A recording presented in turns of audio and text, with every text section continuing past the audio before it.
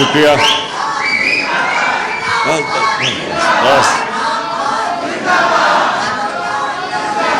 بس بس بس بس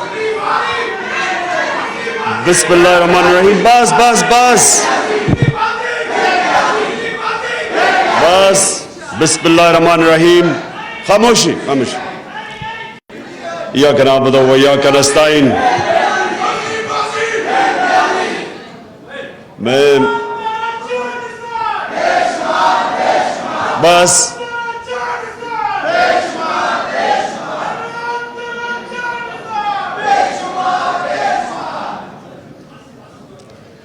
بسم اللہ الرحمن الرحیم. اچھا جی، میں سب سے پہلے میرے ہمسائے اعتزاز حسن نے ایک کامنٹ کیا، پہلے میں اپنی بات ادھر سے شروع کرتا ہوں. انہوں نے کہا کہ بہت زیادہ اپنی تقریروں میں اب دین کا استعمال کرتے ہیں. دیکھیں، میں پہلے یہ واضح اس لیے کرنا چاہتا ہوں کہ اگر میرے میں اللہ ایمان نہ ڈالتا تو میں کبھی پولیٹکس میں نہ آتا. کیونکہ ایک آدمی جس کو اللہ سب کچھ دے بیٹھا تھا، جس کو پولیٹکس کچھ دے ہی نہیں سکتی تھی، شاید ہی کسی پاکستانی کو اللہ نے اتنی شہرت اور سب کچھ دیا، تو مجھے تو پولیٹکس سے پہلے مل چکی تھی. میں صرف پولیٹکس میں ایک وجہ سے آیا تھا کہ میرا دین ہی نہیں، جو بھی اللہ نے دنیا میں پیغمبر بھیجے، وہ ان کی جو بنیادی چیز کہ دنیا میں آنے کا مقصد کیا ہے، وہ تقریباً سارے بھی جتنے اللہ کے پیغمبر انہوں نے ایک ہی بات کی کہ جتنا اللہ آپ کو نوازتا ہے، جتنی آپ کو نعمتیں بخشتا ہے، اتنی آپ پہ ذمہ داری ڈال دیتا ہے کہ آپ ان نعمتوں سے اپنے ملک میں انسانیت کی کیسے خدمت کرتے ہیں. یہ سارے اللہ کے دینوں کی بنیادی میسج ہے. تو دو طرز ہے زندگی کے، ایک آپ اپنے لیے جیے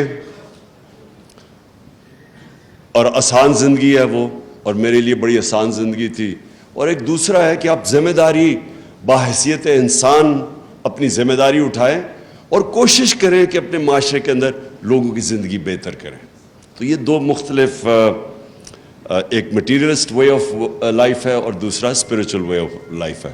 تو میں تو اس لیے آیا تھا پولیٹکس میں، اور میں نے جب آیا تو اس سے کافی دیر پہلے اسٹڈی کیا کہ وہ جو ہمارے نبی صلی اللہ علیہ وسلم کا دور تھا مدینہ میں، تو وہ کیا چیزیں تھیں جو انہوں نے، وہ کیوں اللہ ہمیں کہتا ہے کہ اس نبی کے راستے پہ چلو، ان کی سنت پہ چلو، ان کی شریعہ پہ چلو، کیوں کہتا ہے اللہ؟ تو وہ میں نے آنے سے پہلے ہی اس نتیجے پہ پہنچ چکا تھا کہ اللہ ہماری بہتری کے لیے کہتا ہے. سارا جو قرآن میں اللہ کا جو اللہ کی جتنے بھی احکامات ہیں وہ ہماری بہتری کے لیے ہیں، کیونکہ اللہ تو بے نیاز ہے، اس کو تو خود کفیل ہے، اس کو تو ہم کوئی فائدہ نہیں اور نقصان پہنچا سکتے. تو ساری چیزیں قرآن کے اندر انسان کی بہتری کے لیے ہیں. آپ اس راستے پہ چلیں گے جو آپ نماز میں کہتے ہیں کہ اللہ ان کے راستے پہ چلا جن کو نعمتیں بخشی، ان کے نہیں جو دوسرے راستے پہ چلے گئے، وہ ہماری بہتری کے لیے ہے. اس لیے جو وہ مدینہ کی ریاست کے 3 اصول تھے وہ لے کے چلا تھا آج سے میں 26 سال پہلے.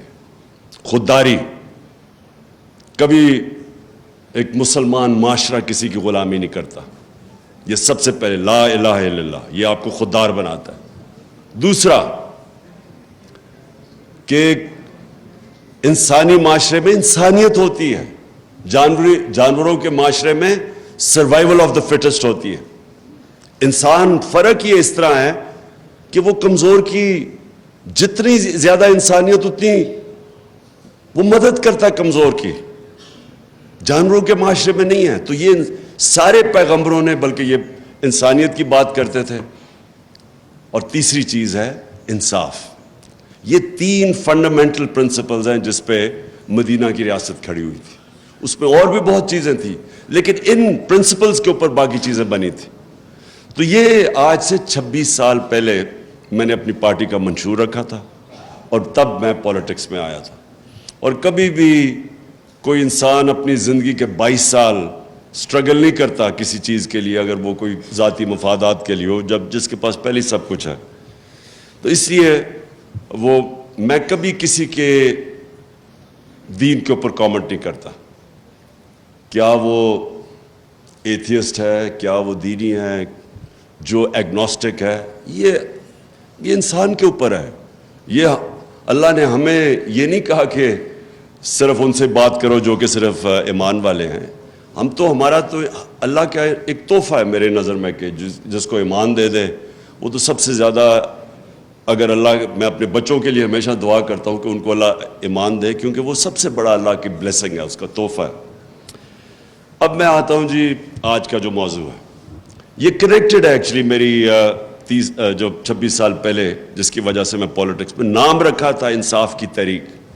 کیونکہ میں اپنے تجربے سے میں کوئی اسلام کا اسکالر نہیں تھا، میں نے تو صرف اپنی زندگی کا جو تجربہ تھا، جو ساری دنیا میں دیکھی، کانٹراسٹ دیکھتا تھا.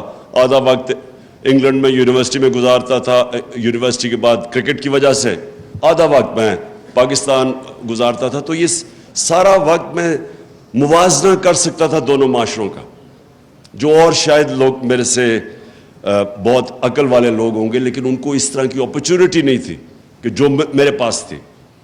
تو میں اپنے تجربے کے اس کے اوپر پہنچا اس نتیجے پہ کہ اگر ایک معاشرے کے اندر انصاف نہیں ہے وہ معاشرے میں خوشحالی نہیں آتی. ابن خلدون اپنی جو مسلمانوں کی بلکہ دنیا کا ایک اپنی ٹائم کا جس کو کہتے ہیں فادر آف ماڈرن ہسٹوگرافی، اس سے بڑا کوئی ذہن نہیں تھا. وہ لکھتا ہے کہ میری زندگی کا تجربہ قرآن پڑھ کے بھی اور زندگی کا تجربہ یہ ہے کہ اللہ نے انسان کو زمین پہ بھیجا ہی ایک مقصد سے ہے کہ میری زمین پہ انصاف قائم کرو. اور یہ جو ونسٹن چرچل کی جو بات کی جاتی ہے جب برطانیہ تباہ ہو رہا ہوتا ہے تو وہ تب کہتا ہے، وہ پوچھتے ہیں جی ہم بچ جائیں گے، اس نے کہا کیا اگر آپ کی عدالتیں انصاف دے رہی ہیں تو آپ تباہ نہیں ہو سکتے. حضرت علی رضی اللہ تعالیٰ کہتے ہیں کفر کا نظام چل جائے گا لیکن ناانصافی کا نظام نہیں چل سکتا. تو یہ میں 26 سال پہلے اس تحریک انصاف کی تحریک کا نام رکھا تھا. رول آف لا جو ہے وہ فنڈامنٹل چیز ہے جو فرق کرتا ہے معاشروں میں. ابھی رول آف لا انڈیکس کی بات کر رہے تھے گوندل صاحب کہ ہم 130 نمبر پہ ہیں دنیا میں، 130 نمبر پہ ہیں. سوئٹزرلینڈ دنیا میں نمبر 1 پہ ہے. رول آف لا انڈیکس پہ سوئٹزرلینڈ نمبر 1 پہ ہے، ہم 130 پہ ہیں. سوئٹزرلینڈ کے کیونکہ میں نے سوئٹزرلینڈ دیکھا ہوا ہے، اس کی صرف کمال ایک ہے کہ ان کے زبردست پہاڑ ہیں. پہاڑوں کے اوپر لوگ جاتے ہیں، ٹورزم ہوتی ہے، سردیوں میں اسکینگ ہوتی ہے. اور ہمارا جو پہاڑ ہیں دگنے ہیں سوئٹزرلینڈ سے، ہمارا ناردرن ایریا سوئٹزرلینڈ سے دگنا ہے. جو خوبصورتی ہے وہ سوئٹزرلینڈ سے کئی گنا زیادہ ہے. لیکن سوئٹزرلینڈ خوشحال ہے. صرف اپنی پہاڑوں کی ٹورزم سے سوئٹزرلینڈ $60 ارب سال کا کماتا ہے. $60 ارب، چھوٹا سا سوئٹزرلینڈ. ہماری ساری ملک کی ایکسپورٹس ہماری تاریخی تھی $30 ارب، $31 ارب یا $32 ارب. ان کو صرف ٹورزم سے $60 ارب ملتا. سوئٹزرلینڈ ٹورزم سے پیسے اس لیے نہیں بناتا کہ ان کی ملک میں خوبصورتی زیادہ ہے، وہ اس لیے بناتا ہے کہ وہاں رول آف لا ہے، وہاں کوئی قانون سے اوپر نہیں ہے. اس ملک کے اندر ان کی عدالتیں انصاف کرتی ہیں.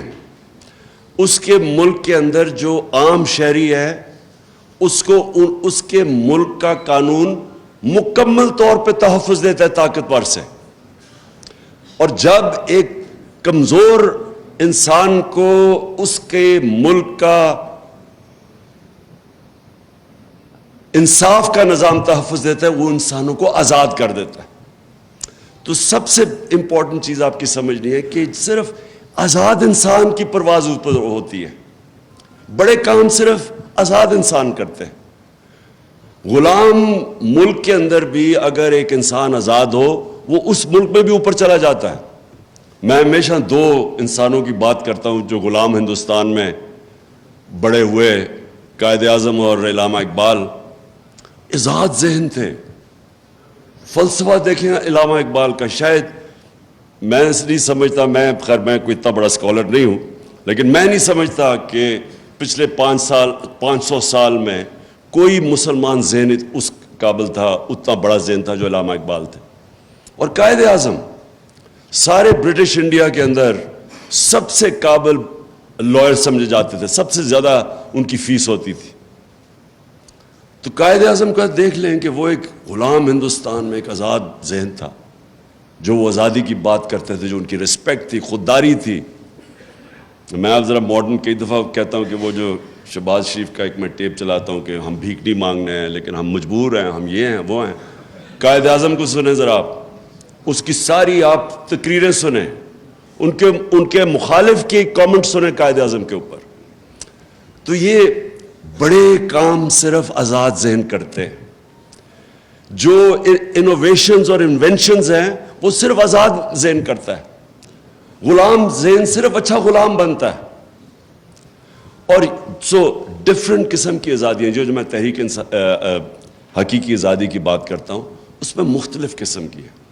آج ہم صرف وہ آزادی کی بات کر رہے ہیں جو کہ آزاد عدلیہ، جو رول آف لا امپلیمنٹ کرتی ہے اور جو قوم کو، لوگوں کو آزاد کرتی ہے، طاقتور کے ظلم سے آزاد کرتی ہے. یہ جو فیوڈل کلچر ہے، فیوڈل کلچر کیا ہے؟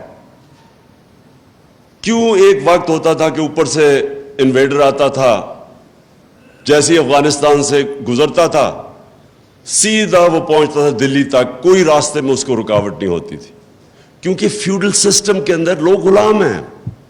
تو ان کو فرق ہی نہیں پڑتا تھا کہ کوئی باہر آئے، کیونکہ جو اوپر آئے یا جائے.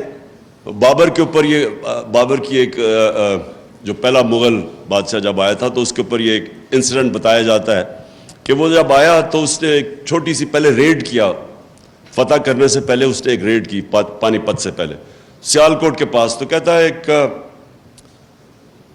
چھوٹی سی لڑائی ہوئی، یہ جیت گئے. تو کہتا ابھی وہ شام کو بیٹھا دیکھ رہا تو تھوڑی دور، لڑائی سے تھوڑی دور ایک کسان اپنا ہل چلا رہا ہے. وہ بڑا حیران ہوتا ہے کہ یہ اس کو کوئی فرق ہی نہیں پڑا کہ کوئی باہر سے فوج ہے یا لڑائی ہوئی ہے. وہ کسان کو بلاتا ہے شام کو، کہتا ہے تم بڑے دلیر آدمی ہو گئے کہ تمہیں فرق ہی نہیں پڑا کہ باہر سے کوئی فوج ہے یا لڑائی ہوئی.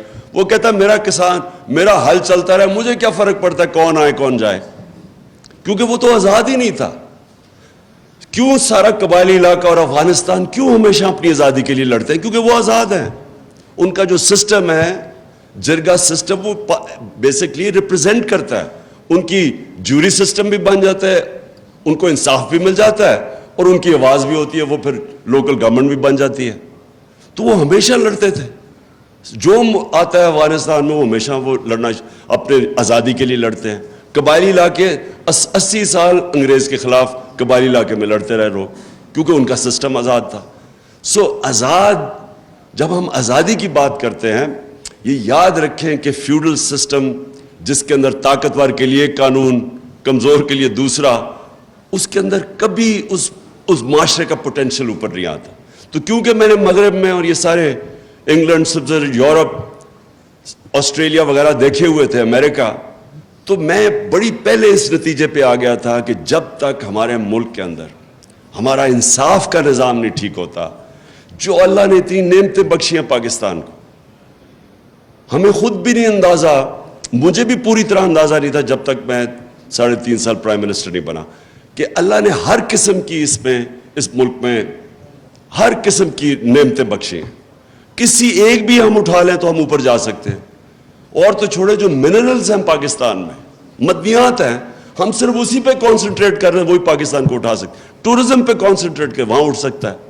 ایگریکلچر کے اوپر ہمارا جو زراعت ہے، اس میں ہم صرف ماڈرن ٹیکنیکس ہی لے آئیں، اسی میں ملک اٹھ سکتا ہے. انڈسٹری میں ہمارا انیشیٹو ہے، باہر پروفیشنلز بیٹھے ہوئے ہیں، ہمارا 1 کروڑ پاکستانی باہر بیٹھے جن میں ٹاپ کلاس پروفیشنلز ہیں، انٹرپرینرز ہیں، پروفیسرز ہیں، ہر قسم کا ایکسپرٹ باہر بیٹھا ہوا ہے. لیکن ہمارے ملک میں رول آف لا نہیں ہے. ہمارا جو سب سے بڑا، یہ لوگ مجھے کہتے ہیں نا، یہ جو گورنمنٹ آئے گی جی ابھی وہ سعودی عربیہ نے پیسے دے دیے، اس نے یو اے ای نے پیسے دے دیے، وہ اب سنیں جی چائنا پہ، یہ کینسر کا علاج ڈسپلن سے ہو رہا ہے. قرضوں کی کینسر پھیلتی جا رہی ہے. جب تک کہ اس ملک میں انویسٹمنٹ نہیں آتی، ہم اس ملک میں ڈالرز نہیں آتے. ہم نے 2 طرح تو ڈالرز ریکارڈ منگوائے تھے، ایکسپورٹس ہماری ریکارڈ تھی، ریمیٹنسز ریکارڈ تھی، لیکن جو انویسٹمنٹ تھی جس سے اصل میں پاکستان اٹھ رہا ہے، اس کے سب سے بڑی رکاوٹ اس کے سامنے رول آف لا نہیں ہونے کی ہے، کانٹریکٹ انفورسمنٹ نہیں ہے.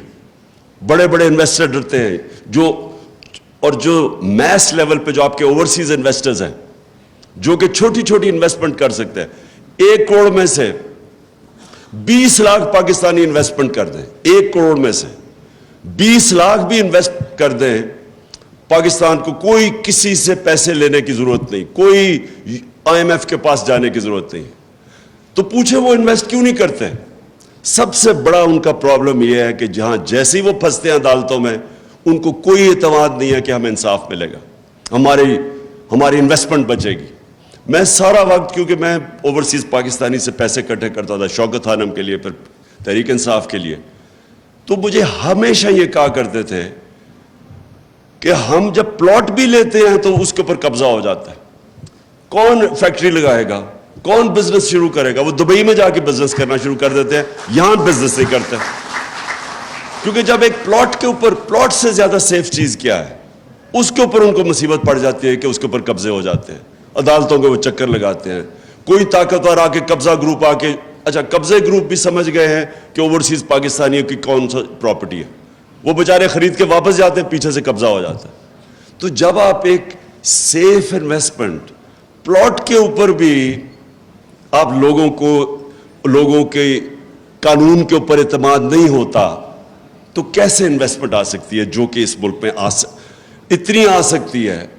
کیونکہ جو اوورسیز پاکستانیز کے پاس جس وقت جو ان کے پاس ڈالرز پڑے ہوئے ہیں، جتنا پاکستان کا قرضہ ہے اس سارے قرضے سے زیادہ ڈالرز باہر پڑے ہوئے ہیں اوورسیز پاکستانی کے. اور میں ان کی بات نہیں کر رہا جنہوں نے چوری کر کے پیسہ باہر لے کے گئے یہاں کے ڈالرز، میں بات کر رہا ہوں جو انہوں نے باہر کمائی کی تھی جو پاکستان آ سکتا ہے. تو میری پہلی چیز یہ کہ ہمارا جو آج پاکستان کا مستقبل ہے،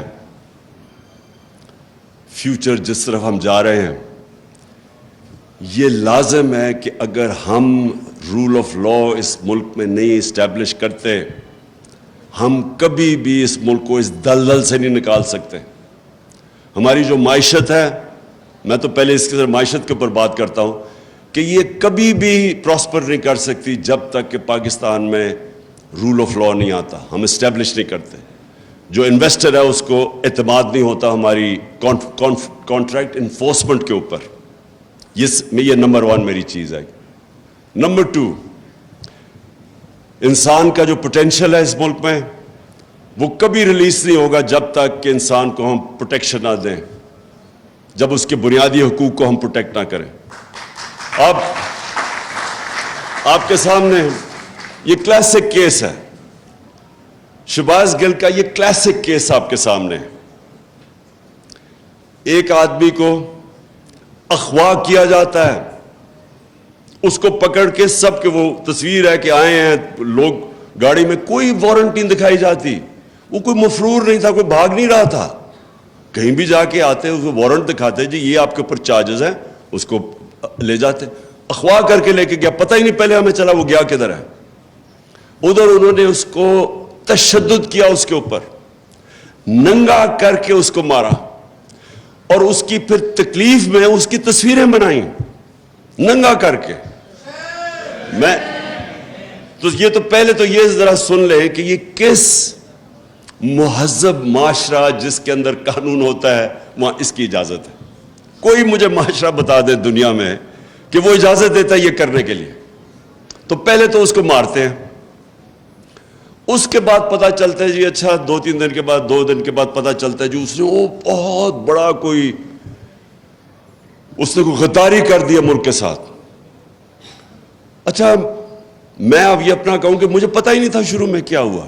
مجھے اس کی صرف ایک میسج آئی کہ کال آئی کہ جی میں نے کوئی ٹی وی کا انٹرویو دیا, اس میں تھوڑی سی کنٹروورسی ہے. میں نے کہا کیا کر جی میں نے کہا تھا کہ کوئی ان لافل کمانڈ نہ سنا, بس یہ میری آخری بات ہوئی ہے اس سے. میں نے کہا اچھا ان لافل وہ تو سب کہتے رہتے ہیں. بعد میں پتہ چلا اس نے وہ جو ایڈ کر دیا جی گورنمنٹ آفیسز.